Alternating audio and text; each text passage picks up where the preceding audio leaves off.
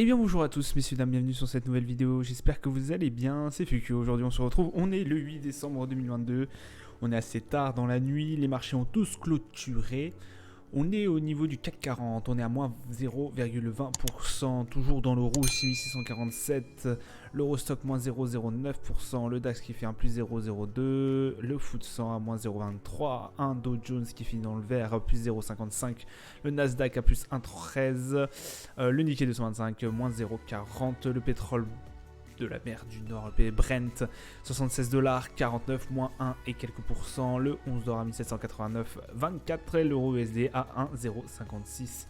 Il a monté un peu quand même l'euro USD 0,46% et un Bitcoin à 17 196$. Que dire d'aujourd'hui? Pas beaucoup de volume échangé. Voilà, il n'y a pas énormément de choses sur cette semaine, comme je vous l'ai dit précédemment. On a aussi le fait que la semaine prochaine, ça va être extrêmement regardé. On a déjà d'une l'inflation qui va tomber, et de deux, je vous dis toutes les nouvelles parce que je viens juste de les voir, mais on a effectivement l'inflation, le chiffre de l'inflation sur le mois de novembre qui va tomber, mais aussi un jour après, je crois, l'annonce de Jérôme Powell sur les taux. Et je crois qu'il y aura par derrière le discours de Jérôme Powell. Enfin, la Fed va décider du taux du relèvement de taux du coup qui sera attribué. Et Jérôme Powell parle dans la foulée. Donc 3 grosses, énormes annonces extrêmement suivies par beaucoup de monde au niveau de la Fed. Forcément par la suite ça va énormément bouger. On va avoir vraiment un marché qui va être très perturbé la semaine prochaine. En tout cas, il va y avoir énormément de volume échangé. Revenons à nos moutons. Aujourd'hui, pas non plus énormément de choses, comme je vous l'ai dit. Séance un peu monotone, un peu comme cette semaine. Pour vous dire, j'ai même pas tradé aujourd'hui. Ça me semblait peu convaincant. Ouais, on a quand même un CAC 40 qui est toujours dans la continuité d'une baisse. Heureusement, les marchés américains ont commencé à reprendre un peu du galon, mais c'était assez terne aujourd'hui. Du côté des valeurs, on a eu Airbus qui a gagné 1,61%, Carmack qui a dévissé de 17,56% quand même, après une augmentation éclair d'un montant de 3,1 € suite aux sanctions. Voilà, il y a eu apparemment une augmentation du capital quand même de 31,1 millions. Donc voilà, ouais, le prix de l'action a dégringolé de 13,10 à 10,50. Bon, c'est incroyable. Danone aussi, du coup, qui a baissé suite à la recommandation d'HSBC, qui a baissé son objectif de 53 € à 50. Donc petite baisse sur Danone. Euroapi, incroyable, moins 5,4 au lendemain de son avertissement sur résultat. Ouais, assez. Je vous avoue qu'Euroapi, je suivais ça d'assez près. Voilà, on a réduit Odo et BHF, réduit de 20 à 18,50 €.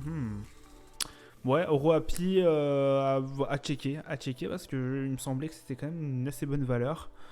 Après ça reste toujours à la rentrée en bourse, je crois que de tête, je ne me rappelle plus combien c'était. Mais la cotation était de 14 ou une bêtise comme ça. Vraiment 20 €, je pense que ça serait très atteignable pour Euroapi d'ici un long terme, quoi, un bon long terme. Donc voilà. Voilà du côté des valeurs. Au niveau du calendrier d'annonces économiques, on a une balance commerciale au niveau de l'Australie, un peu mieux que ce qu'on espérait. Mais bon, l'Australie, vu que c'est pas trop mon marché favori, pas énormément de choses qui changent pour moi. Mais donc voilà, il fallait quand même souligner une balance commerciale meilleure que ce qu'on attendait. Plus faible par contre que la valeur précédente. Mais bon, ça c'est. Voilà, on peut pas tout avoir dans la vie. La Chine, demain, ce soir plutôt, à 1h30 du matin, taux d'inflation à checker de très près. Et on a quand même le Michigan Consumer qui sera sorti, donc l'indice l'indice des sentiments des consommateurs au niveau des US et le PPI mensuel. Donc ça vraiment peut-être à checker quand même d'assez près. On sait que le Michigan Consumer peut être aussi interprété par la Fed par la suite sur son relèvement de taux. Au niveau des marchés, hop là on va peut-être se mettre en daily quand même. Au niveau des marchés, on a eu un rebond au niveau du Nasdaq. De toute façon, vous l'avez vu dans les chiffres. 11 627 points. On avait tapé quand même cette barre des 11 517. Je vous avais dit que probablement, on a vu que ça avait tenu quand même plusieurs fois. Et que cette barre des 11 500, voilà, elle nous a repropulsé vers en haut. On a vu qu'on avait quand même des mèches qui a atteint les 11 419. Mais bon, voilà, ça a tenu. Hop, et on a rebondi. Je sais pas, alors oui forcément je sais pas par la suite si c'est un rebond net et qu'on va continuer ce rebond ou si par la suite on va redérouler et que c'était juste un retracement voilà, inopiné. Mais je pense que on ne devrait pas retaper cette barre des 11 517 en tout cas pour cette fin de semaine, je l'espère pas puisque la semaine prochaine là vous allez avoir du yo à mon avis. Si toutes les nouvelles sont bonnes, par contre, ça va être un rebond flagrant. Au niveau du DAX, le DAX 14 278 qui nous finit neutre, juste un tout petit peu en hausse, pardon. Pas grand chose à dire, voilà, ça n'a pas bougé forcément depuis hier. Une zone de RSI qui commence à se rapprocher de la zone neutre et un MACD qui est toujours bien aussi, de toute façon vu la hausse qu'on a pris depuis début septembre, on pouvait que s'attendre à ce que le MACD soit de hausse. Le Brent, alors le Brent là ça n'en finit pas en fait.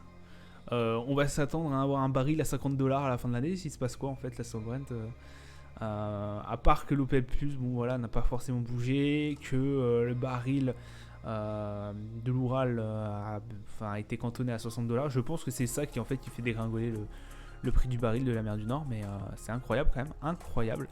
Là ça pique, ça pique le RSI. Si vous êtes en achat sur le pétrole, c'était pas le bon moment. Le RSI qui est passé dans la zone de survente et le MACD forcément qui est devenu bien baissier.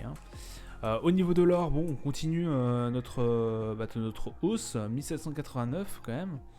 On va peut-être aller chercher cette barre des 1837 avant la fin de l'année, je pense, c'est possible. Du coup les 1700 ne sont plus, sont toujours valables. Ça sera notre grosse barrière, notre gros plancher avant les 1622. Mais voilà, peut-être aller chercher ces 1837. On va commencer à arriver en zone de surachat au niveau du RSI. Attention au niveau du, pas attention, mais au niveau du MACD, on est bien aussi. Le S&P qui reprend un peu des couleurs après 5 journées de baisse, 5 séances de grosses baisses même sur certaines, notamment 2 consécutives en plein milieu. On est à 3962. Effectivement, on a eu une zone par ici de résistance où on l'avait transpercé hier.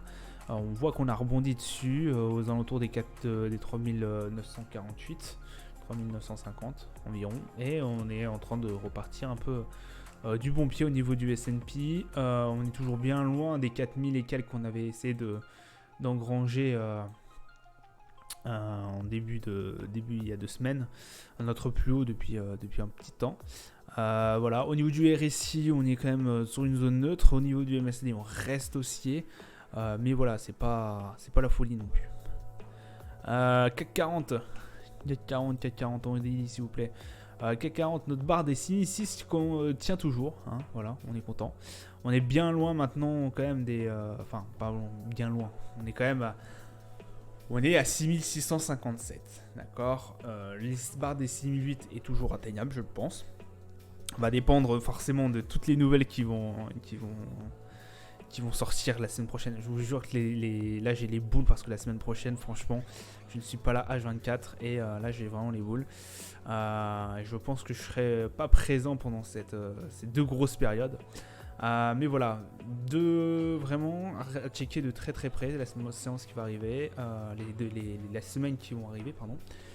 Donc là ouais, peut être très intéressant de regarder. Au niveau du CAC 40 du coup 6007 on se rapproche pas, on distend de plus en plus cette valeur. Mais bon, par la suite, voilà, moi ce qui m'a un peu surpris, c'est que vraiment, malgré Wall Street qui était bien dans le vert aujourd'hui, on n'a pas réussi à aller rechercher cette barre de 6007, au moins les 6680 quoi. Donc là, ouais, un peu déçu du CAC. Bon, après, un peu déçu du CAC sur cette journée-là. On reste quand même très très haussier, hein. Je vous dis, je vous mens pas, hein, au niveau du MACD. Regardez, depuis septembre, la hausse qu'on se prend, c'est incroyable, hein, vous vous rendez pas compte, mais depuis mars, on n'a pas été sur ces niveaux-là.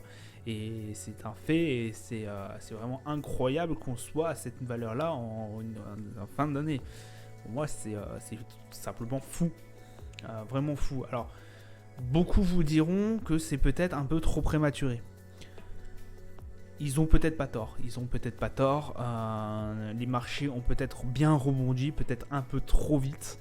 Notre crise est bien, en tout cas européen. En tant qu'Européen, notre crise est bien plus profonde qu'à mon avis que celle des US, parce qu'on a une guerre sur le dos quand même.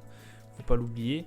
Que voilà, que Berlin, enfin que les Allemands tenaient quand même assez bien. Tenait assez bien l'Europe en main avec c'était même des moteurs de l'Europe. L'Allemagne qui, comme on l'a vu sur les résultats économiques, n'y arrive plus parce que ils ont des énormes problèmes avec tout ce qui est lié à l'énergie. Voilà, donc ils sont plus capables. Regardez leur balance commerciale, elle a fondu comme neige au soleil. C'est un truc incroyable. Bon, j'ai jamais vu ça, hein. De ces vitesses là, c'est incroyable. Une inflation qui reste quand même très très élevée en Europe, plus de 10%, on est à 7% et quelques au niveau des US, et encore c'est en train de descendre aux US, nous aussi heureusement, mais ça se trouve on n'a pas atteint le pic. Je pense que les US eux ont atteint le pic, mais nous non, et ils n'ont pas levé aussi fort on n'a pas levé aussi fort que les taux.